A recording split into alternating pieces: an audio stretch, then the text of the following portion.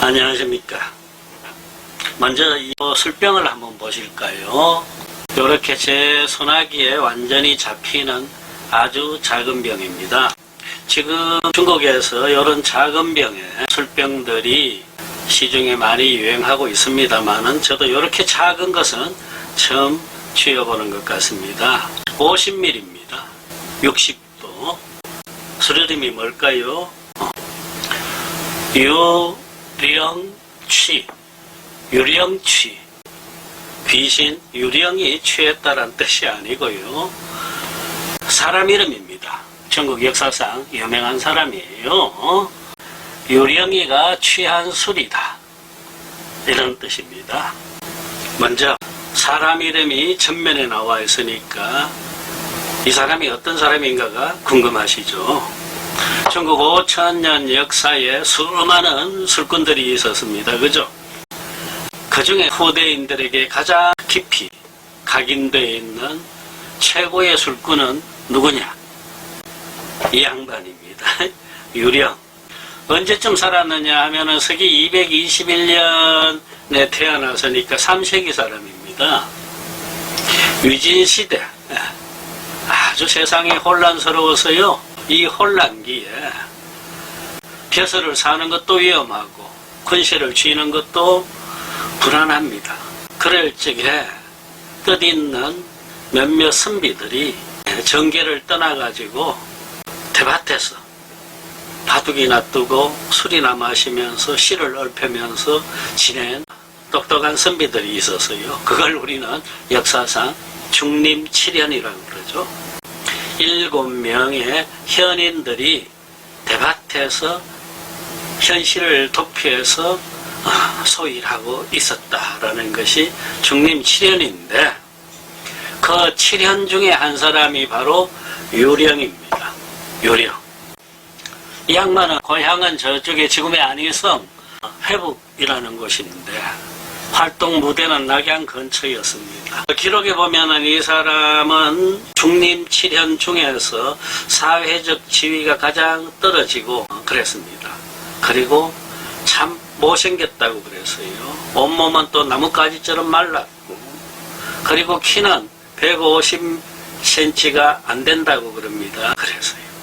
그럼에도 불구하고 그의 뜻과 기백이 하늘을 찔러 듯해서 오히려 그에 비하면 우주가 좁았다라는 이야기도 있습니다.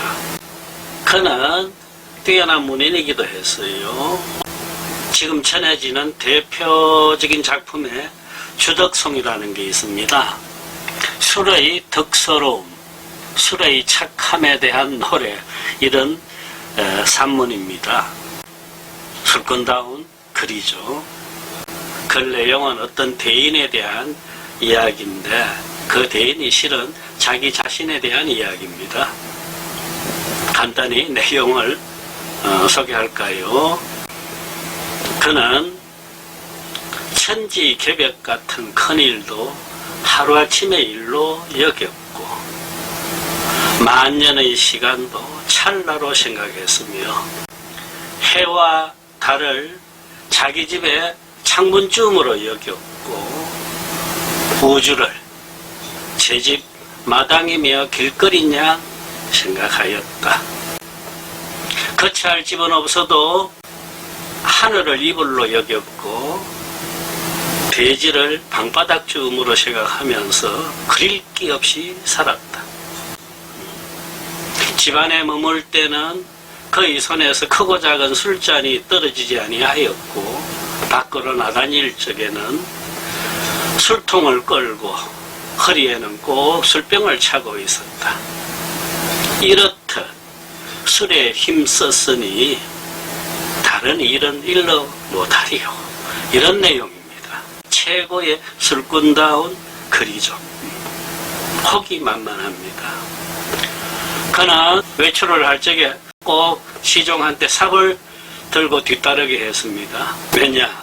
내가 어디서 죽건 그 죽는 자리에 네가 나를 묻으면 된다. 이런 뜻이었어요. 또 방 안에서도 늘 홀랑벗고 잤던 모양입니다. 어느 날 그렇게 자고 있는데 한 이웃이 방 안을 들여다보고 껄껄 웃었어요. 벗고 잔다. 그랬더니 유령이 그자를 나무랍니다. 나는 천지가 내 집이고 내 집은 내 옷이야. 그런데 니놈이 왜 내 옷 속을 파고 들어와서 웃고 있느냐. 이랬어요. 어느 날 유령이 낙양으로 가던 길입니다. 낙양 못 미쳐서 어느 마을에 보니까 출출하던 차에 두강주방이라는 술집이 하나 있어요. 두강, 중국에서 술을 최초로 만들었다라고 하는 두강입니다. 그 술집 나무 기둥에 이런 대련이 붙어 있어요. 우리 집 술을 마시고 3년을 취하지 아니하면은 술값을 받지 않는다. 그걸 읽어보고 유령이 심기가 뒤틀렸어요. 자기가 전국을 다니면서 좋은 술을 마셔봤는데 그렇게 자기를 온전히 취하게 하는 술을 만나보질 못했기 때문입니다. 그래서 들어가서 문을 닫아라 하고 3일을 내가 먹겠다 그랬습니다. 그랬더니 두강이 두 잔 이상 마시지 말게 그래요. 관둬라 하고는 한 잔, 두 잔, 석 잔을 마셨어요. 그리고는 유령이 말합니다. 야, 자네 집 술 이상하다. 두 잔 마실 때까지는 달고 시원하더니 석 잔 마시고 나니까 천지가 돌기 시작하네. 낙할난다. 하고 나왔어요. 그리고 낙양도 포기하고 제 집으로 돌아와 버렸어요. 그리고 부인 보고 나 오늘 밤 못 넘기고 죽을 거다 라고 하고는 숨을 거둬버려요. 장례를 치르고 3년이 흘렀어요. 어느 날 한 남자가 유령을 집을 찾아왔어요. 나 두강이라는 사람인데 남편 어디 있느냐고. 왜 그랬더니 3년 전에 우리 집에 와서 술 먹고는 술값 안 내고 그냥 가버렸다. 취해가지고 술값 받으러 왔다. 그랬더니 부인이 화가 치밀었어요. 네 집 술 먹고 내 남편이 죽었는데 뭔 술값이냐라고. 그랬더니 두강이 깜짝 놀라면서 어디 묻었어요. 빨리 가봅시다.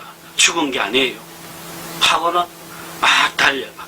그래서 무덤을 파봤더니 판 속에 유령이 썩지도 않은 채 오히려 낯빛이 벌겋게 조온한 식으로 누워있어요. 두강이 막 어깨를 쳐 일어나기 얼른 자신 전에 이랬더니 잘 잤다 하고 기지개를 켜면서 유령이 일어났다라는 그런 이야기입니다. 여기서 나온 말이 중국 술꾼들한테 회자되는 유명한 구절입니다. 즉 두강이 술을 만들고 유령이 취했다라는 겁니다. 유령이 취하다, 유령취. 이제 이 술 이름의 유래를 알만하겠죠. 이렇게 평생을 술로 지내면서 숱한 일화를 만든 유령이었는데 일찍 죽었을까요? 진짜는 아니에요. 80까지 살았습니다. 그 시대에 3세기에. 그러니까 술이 꼭 수명하고 관련 있는 것만은 아닌 듯 싶습니다. 지금 이 유령치 술회사는 하북성 허베이 바오띵에 있습니다. 보정시라고 합니다. 북경에서 차로 1시간만 서남쪽으로 내려가면은 보정시에 닿는데 그 보정에 딸려있는 작은 현 하나 서수라 그럽니다. 스위스입니다. 거기에 공장이 있어요. 이 술회사는 유령이라는 그 브랜드 이름으로도 유명하지만은 고고학적으로 깜짝 놀랄 만한 일을 만나게 됩니다. 1997년이었어요. 공장 청축 공사를 하다가 또 여기서 옛 우물트 하나를 발견했습니다. 관계기관에 보고를 하고 조사가 이루어졌는데 심상치가 않아요. 그래서 이듬해 1998년 북경에서 전문가 발굴팀이 와가지고 전체 지역을 조사를 했는데 놀랍게도 이 양조장 유적지는 금나라, 원나라 때부터 만들어져 지금까지 사용되어 오고 있다는 것을 알아냈어요. 그것을 유령치 유적지라고 합니다. 시대가 900년 전이 됩니다. 이 중요도 때문에 2006년 국가는 이 유적지를 국가 중점 문물로 지정합니다. 우리나라식으로 하면 국보보물입니다. 그래서 지금 잘 정부에서 관리되고 있고, 물론 거기서도 지금 현재 술을 만들어내고 있습니다. 중국 백주 회사들이 자기네 발효 구덩이가 얼마나 오래됐다고 서로 다투고 자랑하고 하는 까닭이 뭘까요? 즉, 발효 구덩이는 오래되면 될수록 좋다라는 그 이유 때문입니다. 흔히들 좋은 구덩이에서는 좋은 술이 나온다. 어느 정도냐?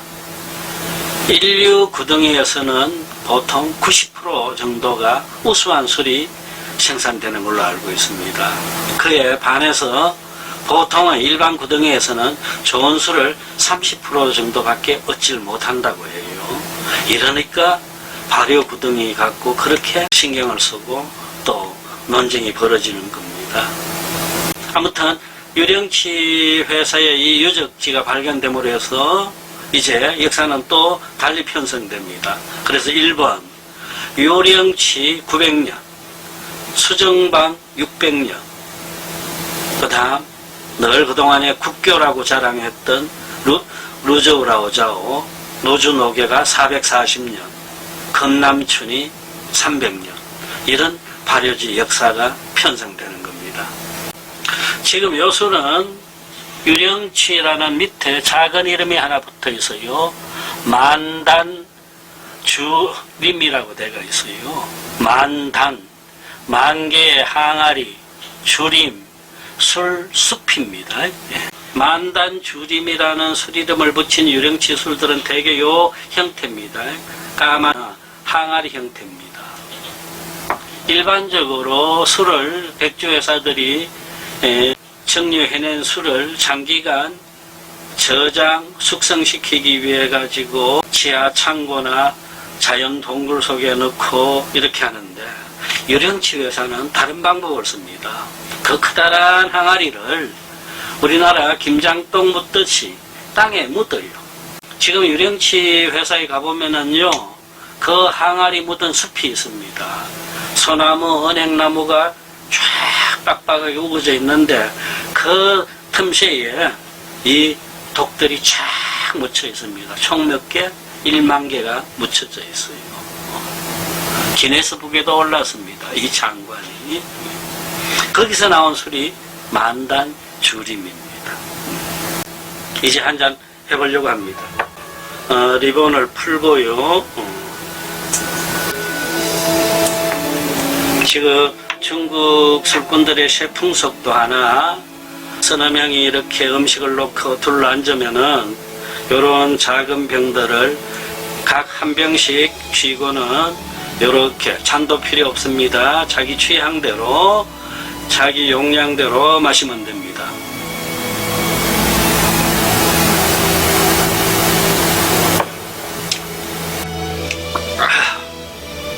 예, 60도라 그랬죠. 강렬합니다. 그래서 탁 들어가는 순간에는 목구멍을 이 술이 딱 막아버리는 듯 얼른 넘어가질 않아요. 그러다가 넘기고 나면은 한꺼번에 쫙 폭포처럼 내려가고 뒤에요, 뭐랄까요, 시원한 바람 같은 것이 싹 뒤따라 흘러 들어갑니다. 경쾌해요. 제가 중국 백주 중에 진짜 뭐 다른 사람들한테 추천하는 그런 술들이 몇 가지가 있는데 그 중에 하나가 이 유령치입니다. 제가 중국에서 처음 이 술을 만나서 마셔보고 그때 그 느낌 지금 다르지 않습니다. 처음에 탁 치고 그 다음 경쾌해집니다. 아주 가벼워요. 그리고 혀의 뒤끝에서부터 단맛이 싹 오히려 역으로 거슬러 올라옵니다. 꽃이 모란꽃, 작약꽃 이런 큰 꽃이 확 한꺼번에 퍼지듯이 향이 입안에 물려져요. 중후한 맛은 없습니다. 오히려 가볍고 맑고 그리고 예리합니다. 제가 그래서 이 술을 좋아합니다. 더 좋은 점은 이 술의 가격대가 그 술꾼들의 주머니 사정에 맞게끔 다양하게 펼쳐져 있습니다. 비싸지 않아요. 지금 유령 취 3이라고 되어 있는 게 있는데 그게 중국 돈 70위안 정도니까 만원 조금 넘습니다. 그리고 취 6이라고 되어 있는데 그것이 90위안 정도니까 우리 돈 한 15,000원 가량. 그 위의 단계가 주객 170위안이니까 한 3만원 정도. 제일 비싼 술이 유령취 비양이라고 되어 있는 것이 있습니다. 1000위안 이런 가격대입니다. 아무튼 우리나라 백주 마니아들도 기회 있으면 이 유령취 술을 한번 만나보시길 바랍니다. 그리고 이 천하 술꾼 그 호기롭고 그러면서 한평생을 자기 마음대로 살다가 떠난 그의 일생을 한번 거슬러 보는 것도 좋겠죠. 큰 관직에도 오른 적이 없고 남겨놓은 저서고 이런 것도 없습니다. 그럼에도 불구하고 이 키 작고 못생기고 신분도 낮았던 유령이 죽고 나서 더 유명해져 갖고 지금 중국의 여러 도시들이 자기네 도시가 유령과 관련이 있다고 해놓고는 곳곳에 유령의 무덤이 있습니다. 산동의 조장시, 안휘의 회북시, 그 다음 아까의 바오띵에 지금 잘 가꾸어지고 있는 무덤만 6개가 됩니다. 죽은 육신은 하나밖에 없었을 텐데도 그러한 유령의 술로 시작돼서 술로 끝난 유령의 생애를 한번 반추하면서 한껏 취해보는 것도 괜찮을 듯 싶습니다.